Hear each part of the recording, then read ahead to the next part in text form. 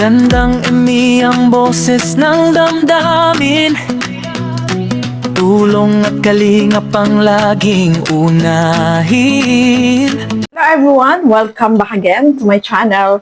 So for today's video mga kalingap, ito yung kagabing topic namin sa Karaba about dito sa picture na lumabas. Nakasama ni Papa Joms itong si Bridget, no, mga kalingap. Sabi nga nila, ang una daw na nilink ay si Joy, pangalawa si Marian, pangatlo itong si Bridget. Sino naman kaya daw ang susunod?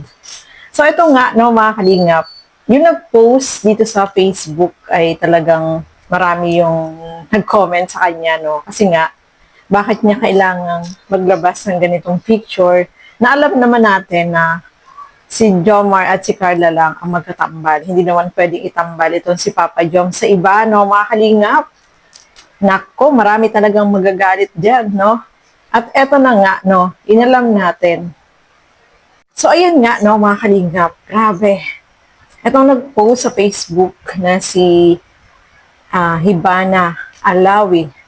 So, ano to, parang dami account or binago niya yung name, no, mga kalingap. Kasi may nalaman tayo na etong pangalan na to ay nagsisimula sa KT. KT. So, marami siyang mga friends sa kalingap, no? Maraming siyang mga mutual friends. Kaya lang, hindi mo na makita yung kanyang mga posts kasi nga, nakalock yung profile niya. So, natakot din siya. Kaya nilock na niya yung kanyang profile, no, mga kalingap. So, eto nga, may nalaman tayo about dito sa KT na to. So, alam niyo ba, ito palang account na to ay hindi na sa kanya. Yun sa sinabi natin na KT. Kumbaga, sabi na daw to na hack itong account na to, mga kalingap. Kaya iba na yung nagmamay-ari nitong Facebook na to at ito daw po ay na-hack. So, kayo na ang bahala. O, hindi natin i-reveal ngayon. Mamaya, panoorin niyo po sa Karaba kung sino itong tinutukoy ko na KT na may-ari nitong Facebook na ito na hindi naman daw sa kanya na at hindi na din siyang humahawak nito dahil ito ay na-hack. So, na-hack itong account na to. Hindi natin alam, totoo ba to? Na-hack ba talaga? Or alibay lang. So, syempre, malalaman po natin yan mamaya, no, mga kalingap. Kaya manood po kayo sa Karaba para ma-reveal na natin kung sino itong nag-post dito kay Papa Joms at kay Bridget. Nung tinignan ko nga, sabi ko, sino ba tong babae na to? Kasi AI yung ginamit niya, no, mga kalingap. Sabi nga nung iba sa mga comment section, ay ito daw name na to, ay itong picture na to, ay matagal na, no?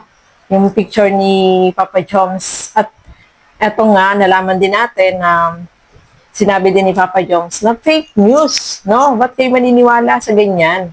No, mga kalingap, walang katotohanan po yan. Kumbaga, inedit yung picture, pinagtabi silang dalawa, kaya lang yung pagkaka-edit niya, hindi mo nga mahitsurahan na ito pala is si Bridget, no? AI kasi yung picture. So, talagang marami nang magagawa dito sa social media, especially yung isang tao, pwede nga magkahalikan i-post mo gamit ang AI, di ba? Walang imposible na po ngayon. Kaya maging aware tayo sa lahat, no? Especially sa mga senior nating mga viewer, no? Na talagang baka mamaya maniwala sila, di ba? So, awareness lang po ito, no? Kaya napapag-usapan, no, mga kalingap. At alam naman natin ang katotohanan na never na si Papa Joms ay maglalab din sa iba, no? Nandyan si Carla. Sabi nga nila, nandyan na nga, magkatabi na nga yung bahay. Hahanap pa ba siya ng iba? At saka napaka-bless nilang dalawa, no, mga kalingap. Kaya talagang yung mga nagsusupport at nagmamahal dito sa Jomcar ay hindi po sila naniniwala yan sa ipinost na yan ni Hibana Alawi na yan. Grabe, Hibana Alawi. Grabe ka, no? Pati ba naman, Jomcar, pagtripan mo pa na mag-post ka ng ganyan na hindi naman, wala namang katotohanan po, no, mga kalingap. Kasi talaga namang ang Jomcar ay hindi po yan patitinan, hindi po yan masisira ng sa mga ganyang post-post lang na ganyan, no? At napaka ng mga viewer, mga nagsusupport sa Jomcar, hindi sila basta-basta naniniwala, no, mga kalingap. Yun ang nakakatuwa sa kanila kasi nga, alam nila na hindi kayang gawin yan ni Papa Joms. At si Carla lang talaga yung kanyang one and only, no, mga kalingap. Kaya nga, etong si Hiba na alawin na to ay, nako, siguro yan, nainggit. Kasi kung sino-sino yung i-ano niya kay Papa Joms, no, wala naman siyang karapatan para mag-post ng ganyan, no. May mga i-post lang, pati si Papa Joms ay gagamitin niya, pati si Bridget. Napakabait ni Papa Joms, itong si Bridget, napakabait din po, no, mga kalinga. Kaya dun sa naggawa-gawa ng ng fake news na yan, nag-edit, nako, tigilan mo na yan. Hindi ka magtatagumpay, no, mga kalinga. Basta tayo, nakasupport at nagmamahal lang tayo sa Jomcar. Jomcar is matatag, no, mga kalingap? So, ayan po, mamaya, abangan ninyo.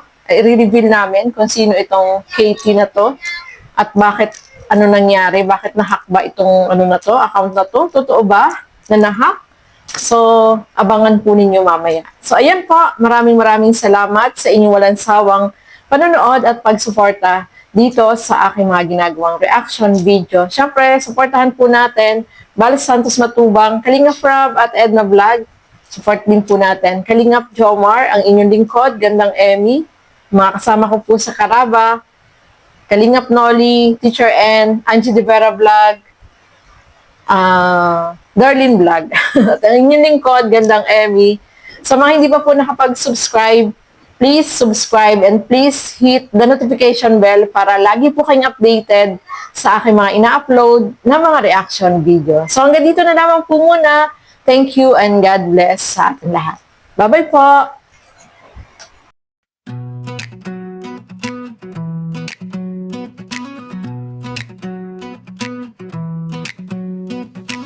Sa bawat video may kwento ng buhay. Sa simpleng reaksyon may liwanag na tunay. Gandang imi ang boses ng damdamin.